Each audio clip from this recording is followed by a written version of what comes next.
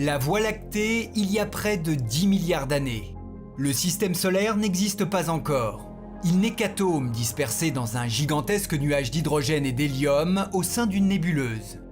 Il aurait même pu ne jamais naître si un cataclysme n'était survenu. L'explosion d'une étoile voisine en supernova. La formidable machinerie cosmique se met alors en route et la grande aventure solaire débute. L'onde de choc de cette supernova va entraîner une variation de la densité dans le nuage et va amorcer sa contraction. La matière qu'il contient, surtout de l'hydrogène, commence à se condenser en paquets plus denses qui à leur tour capturent davantage de particules.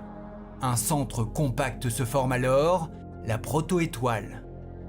Le nuage s'aplatit peu à peu autour d'elle pour former un disque protoplanétaire en rotation. Ce processus d'effondrement et de condensation va s'intensifier au cours des milliards d'années suivantes. Cette densité croissante de matière a un autre effet. Elle entraîne une augmentation considérable de la pression et de la chaleur dans la protoétoile.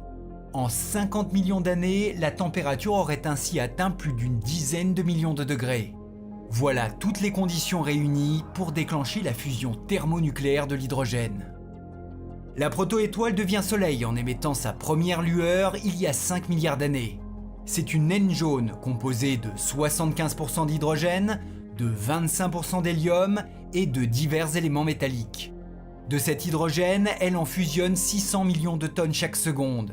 Une énergie colossale qu'elle continuera à produire encore 5 milliards d'années. Le Soleil constitue 99% de la masse totale du système solaire. Mais qu'en est-il du disque protoplanétaire ? Poussière cosmique, gaz et particules éjectées par le Soleil l'enrichissent d'éléments divers qui modifient sa densité. Grâce au vent solaire et aux diverses forces à l'œuvre, thermiques, magnétiques, gravitationnelles et centrifuges, cette matière s'agglomère en corps sans cesse plus massifs, des planétésimaux. Ces planétésimaux se télescopent à leur tour pour s'agréger en planètes dont la taille et la constitution dépendent de leur distance au Soleil. La proximité de l'étoile implique une nature dense et rocheuse, surtout composée de métaux et de minéraux. C'est le cas pour les 4 petites planètes dites telluriques, Mercure, Vénus, la Terre et Mars. Situées dans le système solaire interne, elles cumulent seulement 1% de la masse gravitant autour du Soleil. Plus distantes de l'étoile, les 4 planètes restantes subissent une influence atténuée. Leur dimension les range parmi les géantes et leur composition comprend essentiellement gaz et glace.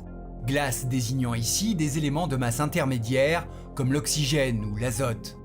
Ainsi, Jupiter et Saturne sont des géantes gazeuses, Uranus et Neptune des géantes de glace. Ces 4 planètes représentent 99% de la masse orbitant autour du Soleil et constituent le système solaire externe.